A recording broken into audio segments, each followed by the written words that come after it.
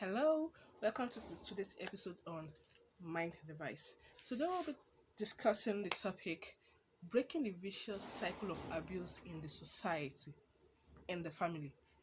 What is abuse? Abuse, simply put, is to treat badly, to misuse, to misappropriate something or someone. They say that if the value of a thing is not known, then abuse is inevitable. Today we will be discussing how to eliminate or bring to the barest minimum abuse in the family. Now, we hear people say that our parents beat us, they treated us. They won't say badly because at the end of the day, they will say that okay, with all we went through with our parents, with all our parents, the way our parents treated us, we ended up well. At least we ended up well. We turned out right. So they do not see any reason why they shouldn't met out the same form of abuse their parents meted out on them, on their children, because they have not realized that instead of instead of trying to discipline a child it for whatever wrong a child has done, they are punishing, and most times usually punishment is a form of abuse. Now what is the difference? Discipline is just trying to make the child know that okay, this repercussion that is going to come on you is because of what you did. Discipline is making a child know that what you did is wrong. So discipline shows a child how to do things well or how not to do things in other badly subsequently. But punishment is just to met out abuse, to beat, to hit, to do all sorts of things to the child without letting the child know, or without sitting the child down, making it sink to the child that okay, what you did is wrong, and this is how you should do it next time. Now let me give you an example. um Say a child stole money or something. And then the next thing is the parents, you want to spoil my name, you want to do this, you want to do that. You have not yet told the child, or asked the child, or sat the child down to say, okay, why did you take something that was not yours? But no, they go headlong into, me, in this house, how many times have I told you not to take something that does not belong to you in this house? And then the next thing is, get me the cane. Oh yeah, grind pepper for me. Oh yeah, you will carry this stone. That is not how to go about it. Your child has stolen, and he gets to know. Just see, no matter the age of an individual, there's always a reason an action is carried out. So what do you do? Fine, you'll be mad, you'll be angry, yes, agreed, and appropriately so. But how do you handle it? First of all, call the child, sit the child down. Why did you do this? Do you know it is wrong for you to take things that do not belong to you? That is stealing. And that is what you have just done. You shouldn't take things that do not belong to you. And for what you have done, this will be your discipline. Maybe the child will not take snacks to school for a week, or taking away benefits from the child, withdrawing benefits from the child, not food, please, not food. Do not do not starve a child. Do not starve a child for erring. Do not starve a child for doing something wrong. Give the child food. Okay, fine. Maybe okay, others are now getting plantain or an extra on their food. You might deduct that extra from the child's food, but not the major food, because you'll be making situations worse. You'll be making issues worse by withholding food from the child. A starving child is a stealing child. So there are ways to discipline children. And then with the way we say it, my parents beat me. So if I beat my child, I'm just trying to instill discipline. After all, I turned out right. Now let me tell you something. If your first action is to beat the hell out of your child at any slightest provocation, my dear, you didn't turn out right. Let me say that again. If your first call of a point of call, your first action is to beat your child at any slightest provocation, you did not turn out right. In fact, you turned out damaged. Let me give you an example. Some time ago, someone wrote a post on Facebook on how he told his son, okay, it's time for you to sleep, because he noticed that the son was already feeling sleepy, but the child would, of course, children will be children, and he just wanted to keep on playing. And the child said, no, daddy, I still want to play. And under 5 minutes, the child slept off. He wrote the post on Facebook. Now, what someone wrote, it threw me off balance. Like, how did we get here? How did they get here as a society? What the person wrote? Well, if you had beaten him, you would have known that he will have known that he should obey your instruction. Or I can't remember, but I could remember the word, if you had beaten him. And then I couldn't keep my cool. I was like, beat? What for? Why? How? I mean, why would you beat? You told the child to come and sleep, and the child said he's not sleeping yet. And it's not even in the night. So why would you beat? Why would it be that? Why would it be that anytime your children do not conform to your way or mode of whatever it is, that the first thing that comes to your mind is to beat? And then the way the way our parents brought us up, most of us, especially in the African climate, was not the best way. Any little thing, they bring out the cane. Any little thing, another thing. Please do not take the word of a stranger, the word of an outsider, over that of your child. No. Let us be like someone is coming to report your child, and then you do not even give your child a listening ear. And the next thing is you are slapping and kicking the child for what might not be true. We know that adults lie. There's an argument that says that an adult do not lie in Yoruba land. And I will tell you that this is a lie. Adults lie a lot. And especially because when they know that this is a child, and then the mother would the parent would take the word my word over that of the child. So they they come they come to report the child, and then they now start adding what did not happen. And sometimes they are coming to you to report your child. Nothing happened. Nothing of such happened. So always take time to listen to your child and ask questions. People know around us that you cannot report our child to us, and then the next thing is, why did you do that? No.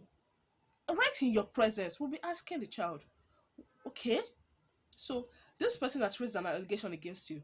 Is it true? We've taught our children not to lie, and that is another thing.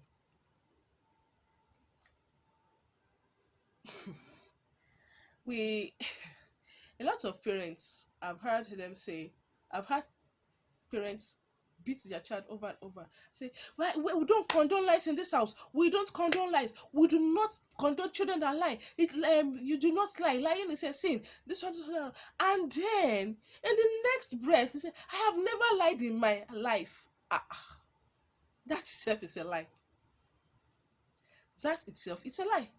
And then children are wise. Children know what is going on. Children know what's up. So they know when you are lying. They know when that moment when a visitor comes calling, and they say, go and tell them I'm not at home. What is that? Is that not a lie? It's a lie.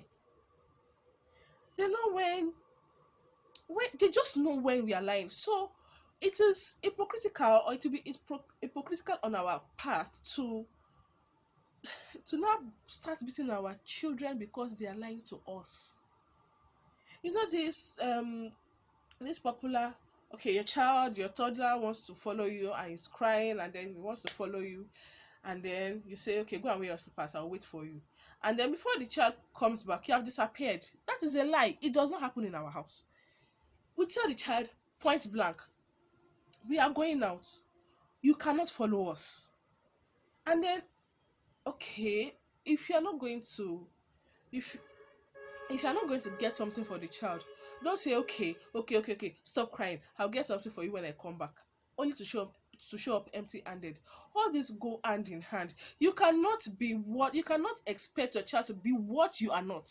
You cannot expect your child to be honest when you are showing all signs of dishonesty. Okay, back to punishment and discipline. So because your parents dealt with you harshly, they used harsh words, they used derogatory words, they did not show you any form of affinity or love, you are passing the same on to your children. And then in the nearest future, you now start wondering why your children are far away from you, why they won't even talk to you, why they won't come close to you, why you do not know anything that is happening in their lives. There are positive ways to handle children. There are positive ways to discipline children. Remember, discipline is different from punishment. Discipline is making the child know that what you did is wrong and there is consequence for it. Punishment is punishing the child for doing what is wrong without letting the child know why that thing is wrong. And usually punishment is harsh.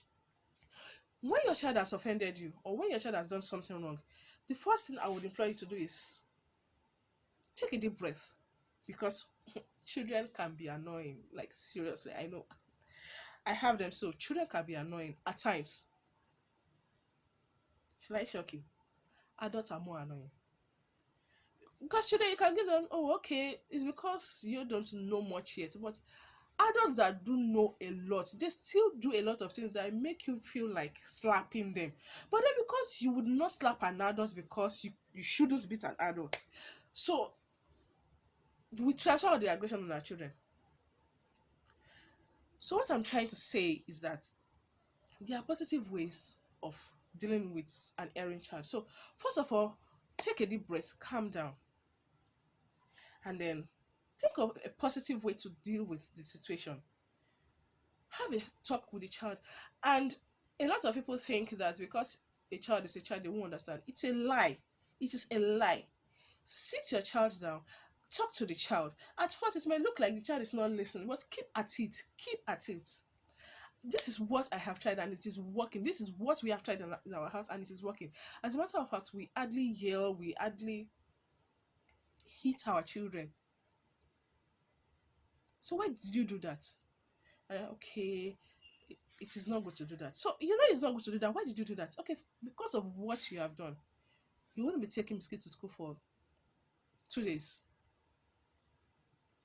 And then we come back and say, do you know why I didn't take biscuits to school today? Yes, it is because I did so, so, so, and so. Okay. So is it good? No. We are having a conversation. And believe me, it sinks. It does sink. And please do not expect your children to change overnight. Even you as an adult, you are already set in your ways. You know that some things are wrong, but you still keep doing it. So these children are just coming up. Let us give them a breathing space. Let us nurture them well. Let us not expect too much from them. They are adults.